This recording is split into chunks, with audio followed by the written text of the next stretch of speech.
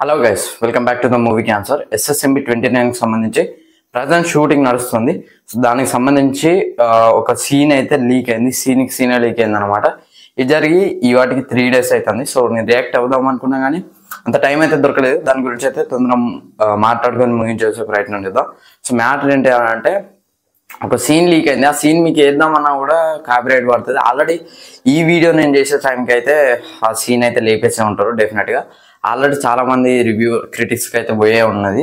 అంటే దాని గురించి మాట్లాడారు. కనీసం ఫోటో కూడా వాడుకోనివ్వలేదు. ఫోటో వాడుకున్నందుకు కూడా కాపీరైట్ స్ట్రైక్ వేసి లేపేశారనమాట.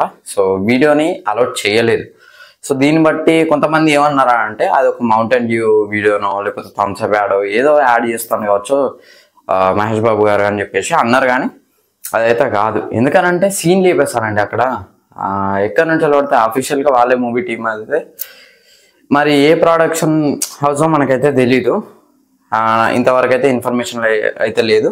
స్క్రిప్ట్ మాత్రం లాక్ అయి ఉన్నది. హీరో లాక్ అయ్యాడు, విలన్ లాక్ అయ్యాడు, హీరోయిన్ కూడా లాక్ అయింది. సో హీరో అయితే లాక్ అయ్యిండు.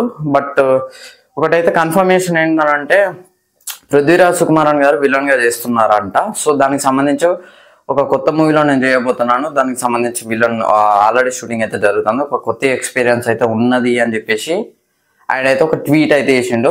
సో దీన్ని బట్టి అర్థం చేసుకోవచ్చు. నాకు తెలిసి ఆ కొత్త మూవీ SSMB 29 అని నేను అనుకుంటున్నా. సో ప్రియాంక చోప్రా హీరోయిన్ అని అంటున్నారు. సో ఆ సీన్ ఏంటిది, లీక్ అయిన సీన్ అంటే, సో మహేష్ బాబు గారు అయితే నడుచుకుంటూ వస్తున్నారు. ఆయన ముందరనైతే ఒక వీల్ చైర్లో కూర్చొని అయితే ఒక వ్యక్తి అవుతున్నాడు.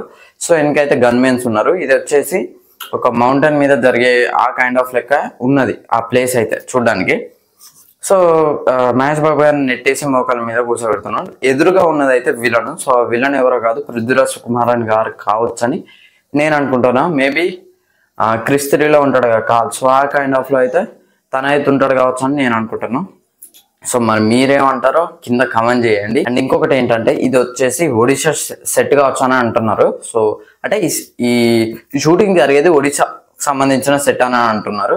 ఇంకొందరు ఏమంటున్నారంటే వేరే కంట్రీలో జరుగుతుంది షూట్ అని చెప్పేసి అంటున్నారు. ఇది వచ్చేసి అడ్వెంచర్ అనమాట. ఒక అడ్వెంచర్కి సంబంధించి ఫారెస్ట్ అడ్వెంచర్ మూవీ అట్ట అని చెప్పేసి మనకి SS రాజమౌళి గారు చెప్పారు. అండ్ MM కీరవాణి గారు చెప్పారు. విజేంద్ర ప్రసాద్ గారు కూడా చెప్పారు.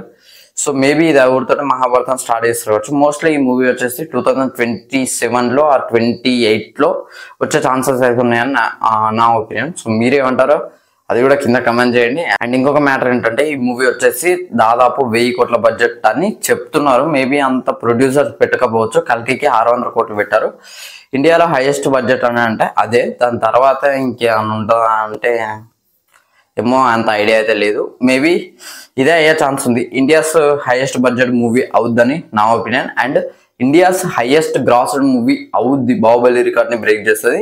అండ్ ఈవెన్ దంగల్ రికార్డ్ని కూడా బ్రేక్ చేస్తుందని నా ఒపీనియన్. సో మీరేమని అంటారో కింద కమెంట్ చేయండి. సో ఇది ఓవరాల్గా SSMB 29 సంబంధించిన అప్డేట్ కాదు, దాన్ని ఏమంటారు, లీక్డ్ సీన్ అయితే. సో నా సబ్స్క్రైబర్స్ కూడా తెలుసుకోవాలి ఆ సీన్ గురించి అని చెప్పేసి వీడియో చేసిన తప్పించి ఇంత లేట్గా ఏంది రియాక్ట్ అవుతున్నాం అని మీరు నన్ను అయితే తీసుకోకండి. సో ఇది ఫ్రెండ్స్ ఓవరాల్గా వీడియో అయితే. వీడియో నచ్చితే లైక్ చేయండి, షేర్ చేయండి, కామెంట్ చేయండి, ఛానల్ సబ్స్క్రైబ్ చేసుకోండి. Thanks for watching. By by.